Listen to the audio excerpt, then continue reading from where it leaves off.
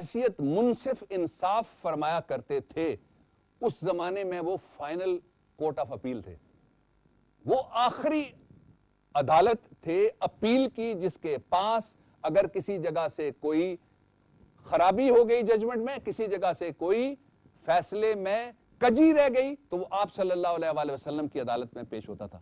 لیکن جب آپ کی عدالت کا فیصلہ آ جائے تو جس طرح میں نے پہلے عرض کیا کہ یہ ہمارے نبی صلی اللہ علیہ وآلہ وسلم کی شان ہے کہ وہ پھر قوم کوئی ہو، پھر کوئی مذہب ہو، کوئی نظریہ ہو، کوئی علاقہ ہو، کوئی قبیلہ ہو، کوئی خیال ہو، کوئی عقیدہ ہو، لوگ سمجھتے تھے کہ ہم اس جگہ پہنچ گئے جہاں غلط فیصلہ نہیں ہو سکتا۔ یہ وہ بنیادی سٹینڈرڈ ہے جو جج ود جسٹس کے کانسیپٹ کو واضح کرتا ہے کہ جج وہ شخص ہے اور جسٹس کا ایوان وہ جگہ ہے جہاں پہنچنے کے بعد لوگوں کو اطمینان ہونا چاہیے، لوگوں کو قبولیت کی سند مل جانی چاہیے، لوگوں کو تسکین ہو جانی چاہیے، نظام انصاف ایسا ہو جہاں لوگ یہ سمجھیں جہاں آپ پہنچ گئے کوئی بڑے کی بڑائی کام نہیں آئے گی، دولتور کی دولت کام نہیں آئے گی، طاقتور کی قوت کام نہیں آئے گی، صرف ایک کام ہوگا، کیا؟ وہی جو محمد رسول اللہ صلی اللہ علیہ وسلم نے کہا۔ ایک اور پہلو اس کا بہت اہم ہے اور وہ یہ ہے کہ حضور اکرم صلی اللہ علیہ وآلہ وسلم نے جو نظام انصاف دنیا کو دیا، قرآن نے جو ماڈل آف جسٹس دنیا کو دیا، لاز ان قرآن کے ذریعے جو دیا، اس کے اندر بنیادی کیا کیا نکات ہیں؟ یہ جن لوگوں نے، مسلمانوں سمیت غیر مسلموں نے بھی حضور اکرم صلی اللہ علیہ وآلہ وسلم کو بحیثیت جسٹس ان کے دور کو، آپ کی حیات طیبہ کو اور آپ کے فرامین کو اور قرآن حکیم کو ایگزامن کیا ہے، انہوں نے 3 نتائج مرتب کیے ہیں جو میں آج آپ کے سامنے رکھنا چاہتا ہوں۔ پہلا وہ جس کا میں حوالہ دے چکا، سینس آف جسٹس، انصاف کرنے کی اہلیت جج کے اندر ہونا بہت ضروری ہے۔ اہلیت کے مختلف پہلو ہیں۔ پہلا یہ کہ اس کو کیپیسٹی ہو کہ وہ ایشو سمجھ سکے، اس کے اندر اتنی ذہانت ہو کہ وہ قضیے کی تہ تک اتر سکے۔ دوسرا، وہ تعصب کا مارا نہ ہو۔ اب بے شمار ہم جب عدالتوں میں پیش ہوتے ہیں، آپ عدالتوں میں کچہریوں میں جاتے ہیں تو پتہ لگتا ہے کہ جج صاحب بہت اچھے ہیں، ڈانٹتے بہت زیادہ ہیں۔ جو بھی کھڑا ہوتا ہے ایک دفعہ اندر آنے والے کی جان نکل جاتی ہے ان کو دیکھ کے۔ مسیحا کے پاس جا کے تو جان آنی چاہیے، نکلنی تو نہیں چاہیے۔ جس ڈاکٹر کو دیکھ کے مریض کانپنا شروع ہو جائے، کہیں خرابی ہے، اس کو وہ درست کرنی چاہیے۔ جب لوگ عدالت کے اندر جائیں تو ان کو پتہ لگنا چاہیے کہ ہم انصاف کی دیوی کی آغوش میں چلے گئے، ہم ایسی جگہ آ گئے جہاں بندہ اور آقا کی تفریق کوئی نہیں ہے، اونچ نیچ کوئی نہیں ہے، فرق کوئی نہیں ہے، بڑا چھوٹا کوئی نہیں ہے۔ ایک sense of justice.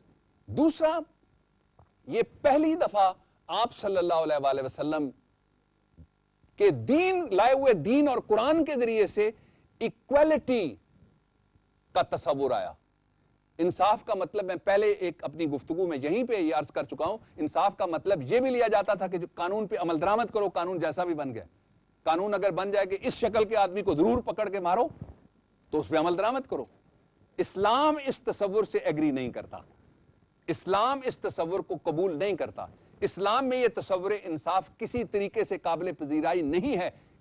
Islam equality, اور ایکویلٹی کے اوپر میں ایک لفظ اور کہہ کے آپ کو ایک آیت کی طرف لے کے جاؤں گا، بہت خوبصورتی سے آپ کو بات سمجھ آئے گی۔ میں پہلے بھی گزارش کرتا رہتا ہوں، آج پھر اپنے بہنوں اور بھائیوں اور بچوں سے گزارش کروں گا کہ خدا را قرآن حکیم کو اوپر چھتی سے اتارو، اس کے اوپر کپڑا کھولو، اس کو ضرور پڑھو ترجمے کے ساتھ، معنی کے دریا کھلنا شروع ہو جائیں گے۔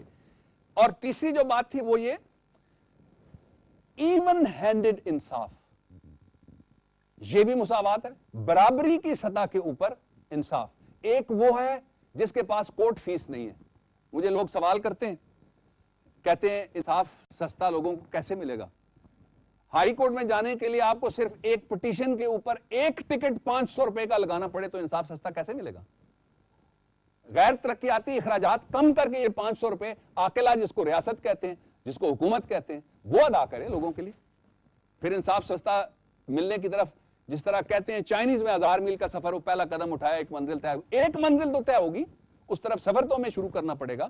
یہاں سے میں آپ کو لے کے جا رہا تھا کہ جو ایکویلٹی کا تصور ہے اس سے پہلے برابری کی سطح پہ اسکروپلس ایون ہینڈڈ انصاف, یہ آپ صلی اللہ علیہ وسلم کی شان تھی. اس طرح کا بالکل وہ کہاں سے آیا دنیا میں؟ پہلی دفعہ سورہ مائدہ کی ورس نمبر 8 کے اندر آپ کو یہ کانسیپٹ ملے گا. اس سے پہلے ایکویلٹی نہیں تھی, رول آف لا تھا. اب بھی بے شمار ملکوں میں رول آف لا ہے, بدقسمتی سے ہمارے ہاں بھی رول آف لا ایکویلٹی نہیں ہے.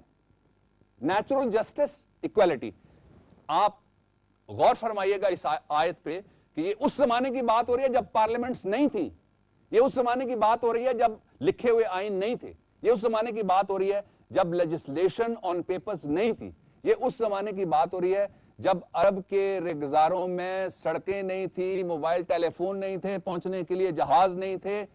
یہ اس زمانے کی میں بات کر رہا ہوں. اور رسول خدا صلی اللہ علیہ وسلم پہ نازل ہونے والے سچے پیغام ہے, او you who believe, you shall be absolutely equitable and observe God when you serve as witness. Do not be provoked by your conflicts with some people into committing injustice. You shall be absolutely equitable. 3 دفعہ اس بات کا سورہ مائدہ کی اس آیا مبارکہ کے اندر ذکر آیا کہ تم ایکوٹیبل رہو, برابری رکھو.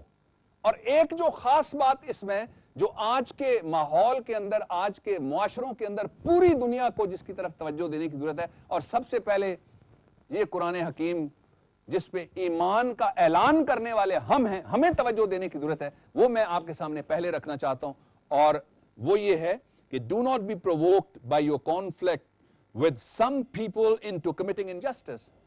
اور لفظ یہاں جو آیا آیت کے اندر ہے وہ ہے قوم, کہ کسی قوم کے ساتھ دشمنی. ظاہر ہے مسلمان ایک قوم امت ہے, یہ دوسری قوموں کی بات ہو رہی ہے نا. کسی قوم کے ساتھ اپنی دشمنی کی بنیاد پہ یا کسی بات پہ مشتعل ہو کے کبھی انصاف کا دامن اپنے ہاتھ سے نہ چھوڑنا.